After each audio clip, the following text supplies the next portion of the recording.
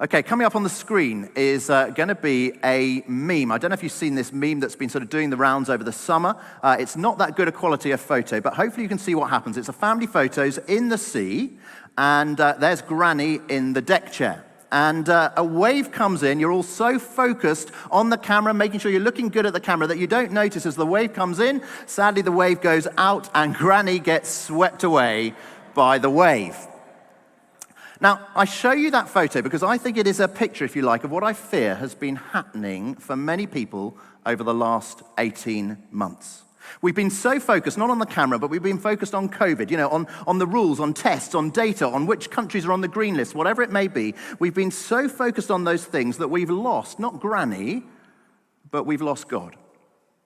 Or perhaps to be more concrete, we've lost the idea that we live with God as the central reality of our lives. That has been swept away. Having God at the center of our lives, it has been swept away like Granny as we've been so focused on what we've seen immediately in front of us. Now, that's not for everyone, of course it's not. But for many of us, including many Christians, many of us, we have lost this idea that we live with God. God, He is the central reality in your life and in my life. You know, the Bible, it's fundamentally not a compendium of stories about you and me, but about God. And we certainly see that in the very first chapter of the whole Bible, Genesis 1, the creation of the world. God is mentioned 32 times. He is the dominant figure, not you or me. And it is a disaster if we just sort of let him be swept away. Now, whenever anybody looks at the first chapter, Genesis chapter 1, immediately in our minds comes the whole sort of evolution creation debate. And I want to say, actually, that is not that relevant. Genesis 1 is not some sort of scientific manual, but it is a piece of poetry with all the repetitions through the chapter. And there was evening, and there was morning the first day, and there is evening, and there was morning the second day, and so on. It was good, it was good, it was good. Genesis 1 is poetry. It's not so much answering the how question and the when question, but rather it is answering the who question and the why questions. So it's not answering how was the world made. It's not answering when was it made, but it is answering who made the world and why was this world made. And first of all, as we think today, what does God think about this world?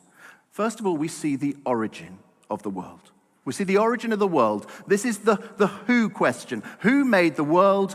God did. Genesis 1, verse 1. In the beginning, God created the heavens and the earth. You see, God alone has no beginning. Everything else finds its origin in God. God made everything. And that shows you and me, it shows us the power of God. It shows us the power of God. What God says happens. That phrase that is repeated throughout the chapter, it's, and God said, da-da-da-da-da, and it was so. And God said, da-da-da-da-da, and it was so. It was so. It was so. God is powerful, not us. He is the center of the universe, not us. It was one of the former US presidents who used to take all his guests outside of the White House at night.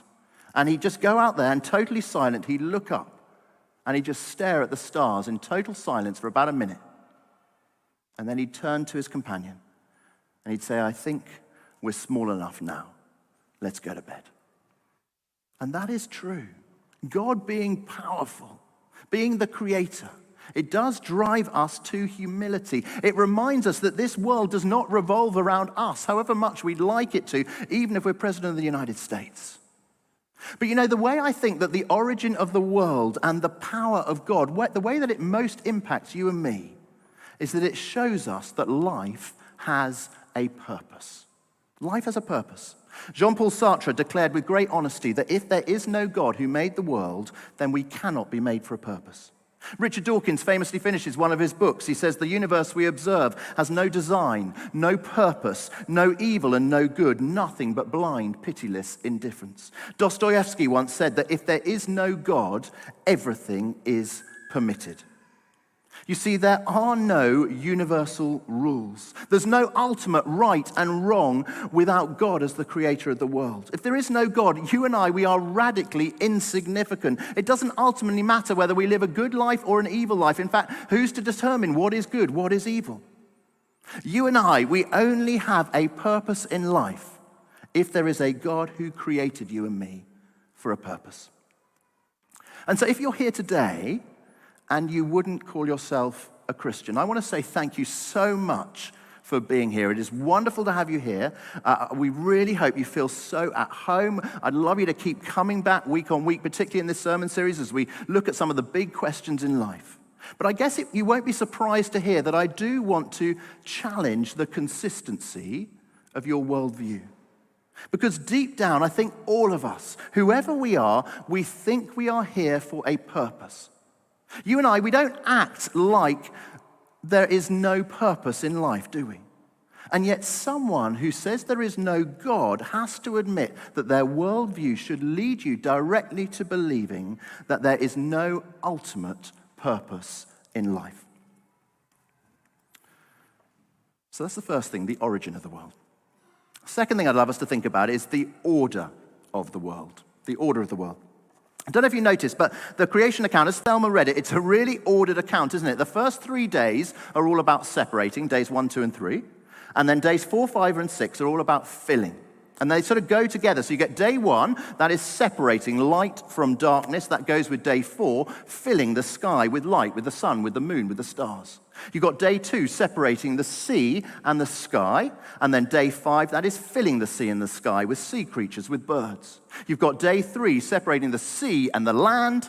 And then day 6, filling the land with animals, with human beings. See, there is amazing order to this world. And that order is what makes science possible. Some people say, that the more that science helps us to understand the world, the less there is a need for God to exist. But that is not true. The order, the organization, the explainability of this world that science shows us, it doesn't show us the absence of God. No, far from it. It shows us the goodness of God. It shows us that God is good, that God is perfect, and that God has set up this world in an ordered way so that it works, so that it is beautiful. At the end of each day of creation, what does it say? And God saw that it was good. God is good, and his creation is good. I don't know if you've noticed this, but I find it fascinating. If you look at some of the programs, like Planet Earth on the BBC, there's Sir David Attenborough. And what are the kind of things he says? He often talks about the miracle of life, or the majestic and glorious plumage of a bird, or being awestruck at the majesty of a landscape, or whatever it might be. Now, David Attenborough, he is an agnostic verging on atheist. And yet, what does he do to describe this good creation? He often reaches for decidedly religious words: awe, glory, majesty, miracle. As Christians, we are to take pleasure from this world that God has created. Life, it is to be enjoyed. Paul writes it in 1 Timothy 4, verse 4. He says, everything God created is good, and nothing is to be rejected if it is received with thanksgiving. You see, as Christians, we're not just interested in, we're just spiritual things. That's all we're interested in. No, we are interested in physical matters too, be it the sound of a beautiful choir, or the sight of a beautiful mountain, or the smells of a beautiful barbecue next Sunday, or the joys of a beautiful boat trip down the Thames. Some people might say, what on earth is the church doing having a boat party? What has that got to do with Jesus? Maybe you've asked that. At the boat party, I pray that the 300 of us going, that we enjoy it, that we delight in the sights as we travel down the Thames, that we have a good conversation, that we build beautiful friendships, that we have a drink, whether alcoholic or non-alcoholic, that we throw some moves on the silent disco dance floor. Hopefully there'll be better ones than Michael Gove did in that nightclub, if you saw that film.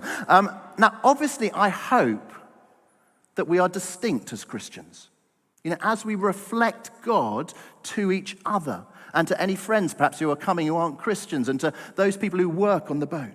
I hope that we are distinct and that we don't get drunk, that we honor one another, that we look out for those who don't know many people, all those things. But life is to be enjoyed in this good, ordered world that God has created. But here's the thing, we don't worship creation. We don't worship creation. We don't worship the physical, and nor do we worship created things. We don't worship the material.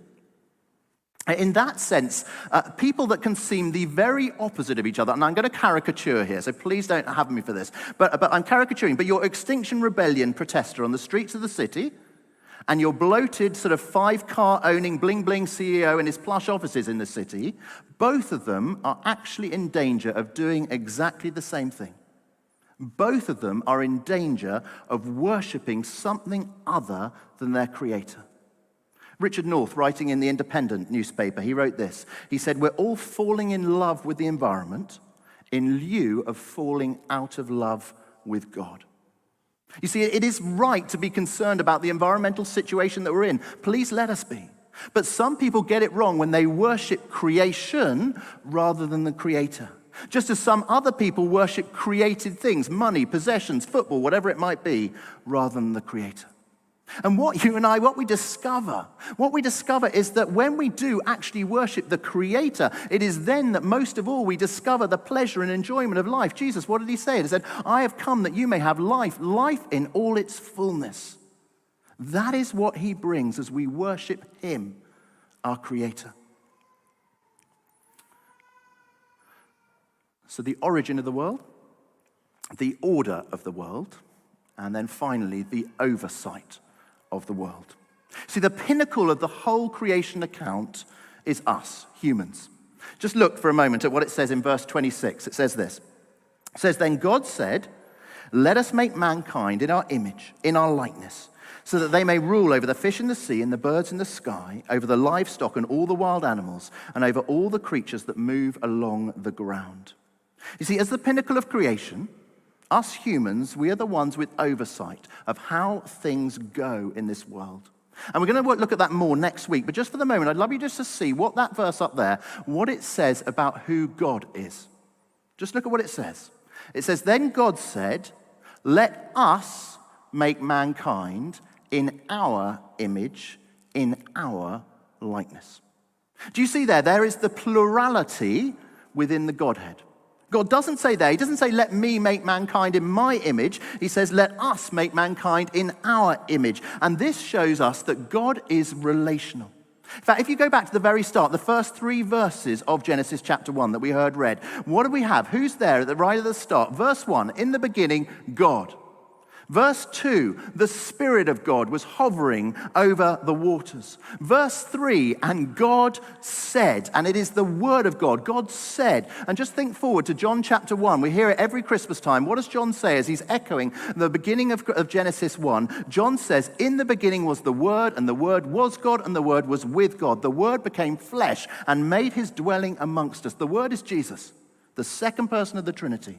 So right there in the first 3 verses of the entire Bible, what do you have? You have all 3 members of the Trinity. Verse 1, the Father. Verse 2, the Spirit. Verse 3, the Son.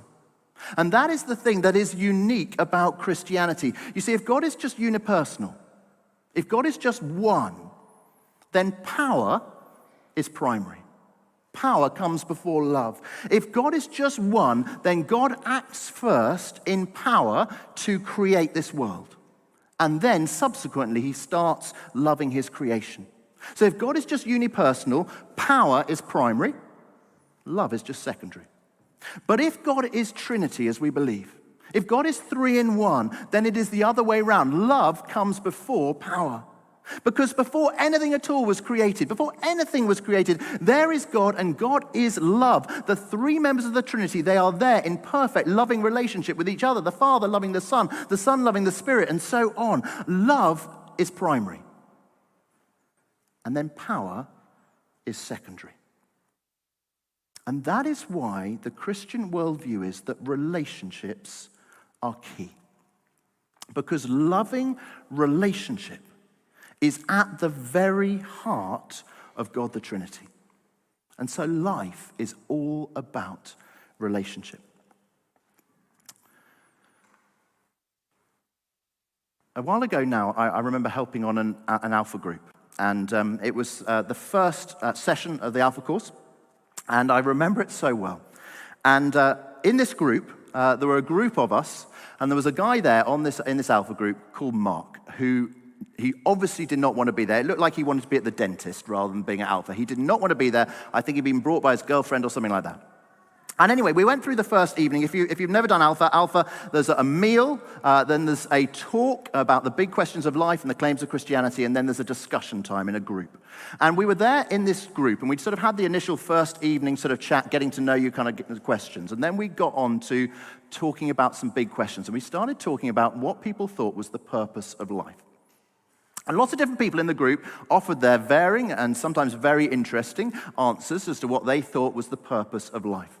And all the while, I was silent. I didn't offer my view, and Mark was silent. He didn't offer his view. And then we got to the end of the evening, time to finish, people started dispersing. And Mark comes up to me as a sort of vicar there, and he says, Jago, what do you think? What is the purpose of life? And there I was with about a sort of 15, 20-second window to try and make an impression on the guy who preferred to be at the dentist than Alpha. And this is what I said to him. I said, Mark, the purpose of life is all about relationships. It's about relationships with God, relationships with each other, and relationships with ourselves. And it is only having a good, restored relationship with God made possible only because of Jesus who came to this world and who died on the cross for us. It's only through having a good, restored relationship with God that then helps us have good relationships with other people and good relationship with ourselves. And Mark thanked me for my answer and then left. And he never, ever came back to Alpha ever again. And I've often wondered since, was that the best answer to give him? You know, was there something I could have said that would have enticed him to come back to Alpha on the second week? But, you know, as I've reflected over the years since, I've reckoned I wouldn't change my answer at all. I wouldn't change my answer because life is all about relationship. Love. Relationships is at the very heart of God. You see, at the start, I talked about that Genesis 1, it gives us the answer to the who question, God created the world, but it also gives us the answer to the why question. Why was this world created? And the answer is because of love. Because of love, because of loving relationships. That is what this world is all about.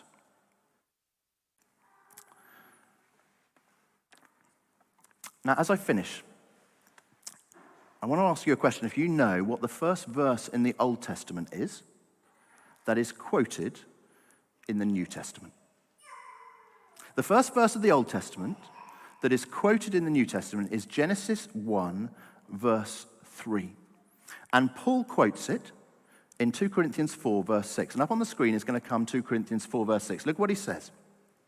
He says, "For God, who said, 'Let light shine out of darkness,'" Genesis 1, verse 3, "made his light shine in our hearts to give us the light of the knowledge of the glory of God in the face of Christ." You see, because of Jesus, what God has done for creation, he can do for you and for me. He can make light shine out of our darkness. And every single one of us here, if we're honest, there is darkness in us. There's darkness in our hearts. There's darkness in our lives because of our sin, because of the sin of other people. There will be darkness in our relationships up to God, out to others, down to this creation, even in with ourselves. There'll be darkness. We'll all know it. You know, we'll know all these areas where things are not as we long them to be in our lives. There's darkness. But for every single one of us, whoever we are, the challenge that is gnawing away at our hearts, the challenge is how do we deal with this darkness that is within us? And here's the answer. God says to you, even this morning, he says as we come afresh to Jesus Christ, he can make light shine out of the darkness in our hearts as he gives us the knowledge of the glory of God in the face of Christ. what God has done for creation because of Jesus, he can do for you. He can shine light into your darkness.